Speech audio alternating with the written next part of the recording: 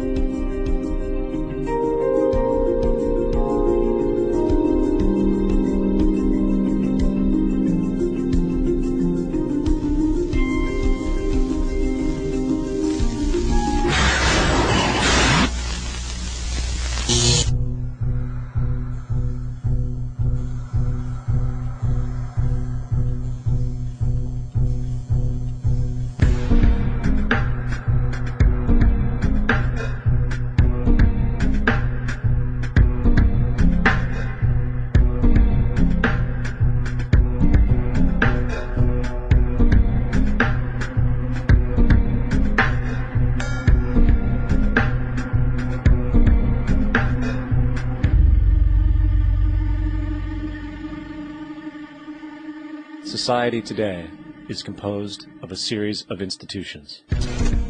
From political institutions, legal institutions, religious institutions, to institutions of social class, familial values, and occupational specialization.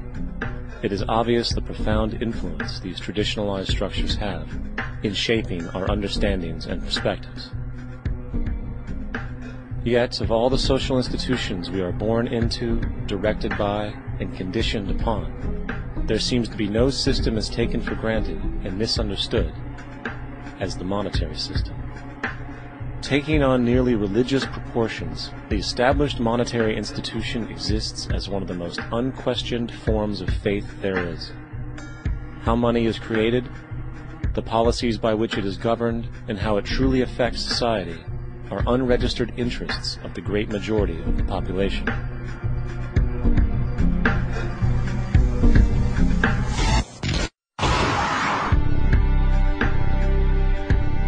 In a world where 1% of the population owns 40% of the planet's wealth, in a world where 34,000 children die every single day from poverty and preventable diseases, and where 50% of the world's population lives on less than $2 a day, one thing is clear: something is very wrong. And whether we are aware of it or not, the lifeblood of all of our established institutions, and thus society itself, is money. Therefore, understanding this institution of monetary policy is critical to understanding why our lives are the way they are. Unfortunately, economics is often viewed with confusion and boredom. Endless streams of financial jargon, coupled with intimidating mathematics, quickly deters people from attempts at understanding it. However, the fact is, the complexity associated with the financial system is a mere mask, designed to conceal one of the most socially paralyzing structures humanity has ever endured.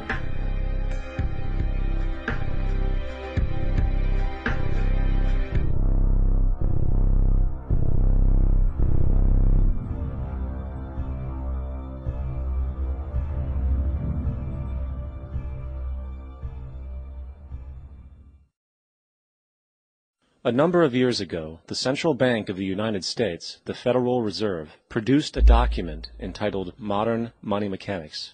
This publication detailed the institutionalized practice of money creation as utilized by the Federal Reserve and the web of global commercial banks it supports. On the opening page, the document states its objective. The purpose of this booklet is to describe the basic process of money creation in a fractional reserve banking system. It then proceeds to describe this fractional reserve process through various banking terminology, a translation of which goes something like this. The United States government decides it needs some money, so it calls up the Federal Reserve and requests, say, $10 billion. The Fed replies saying, sure, we'll buy $10 billion in government bonds from you. So the government takes some pieces of paper, paints some official-looking designs on them, and calls them treasury bonds. Then it puts a value on these bonds to the sum of $10 billion and sends them over to the Fed.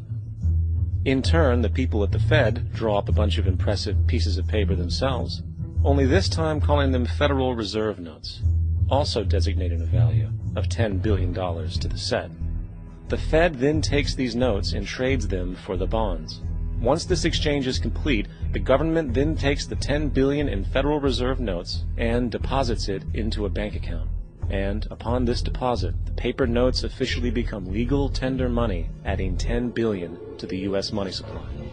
And there it is. $10 billion in new money has been created. Of course, this example is a generalization, for, in reality, this transaction would occur electronically, with no paper used at all. In fact, only 3% of the U.S. money supply exists in physical currency. The other 97% essentially exists in computers alone. Now, government bonds are, by design, instruments of debt, and when the Fed purchases these bonds, with money it essentially created out of thin air, the government is actually promising to pay back that money to the Fed. In other words, the money was created out of debt. This mind-numbing paradox of how money or value can be created out of debt or a liability will become more clear as we further this exercise. So, the exchange has been made and now $10 billion sits in a commercial bank account. Here's where it gets really interesting. For as based on the fractional reserve practice, that $10 billion deposit instantly becomes part of the bank's reserves, just as all deposits do. And regarding reserve requirements, as stated in modern money mechanics, a bank must maintain legally required reserves equal to a prescribed percentage of its deposits. It then quantifies this by stating, under current regulations, the reserve requirement against most transaction accounts is 10%. This means that with a $10 billion deposit, 10%, or $1 billion, is held as the required reserve, while the other $9 billion is considered an excessive reserve and can be used as the basis for new loans.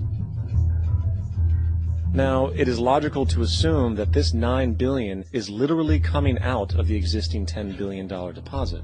However, this is actually not the case. What really happens is that the $9 billion is simply created out of thin air on top of the existing $10 billion deposit. This is how the money supply is expanded. As stated in modern money mechanics, of course they, the banks, do not really pay out loans from the money they receive as deposits. If they did this, no additional money would be created. What they do when they make loans is to accept promissory notes, loan contracts, in exchange for credits, money, to the borrower's transaction accounts.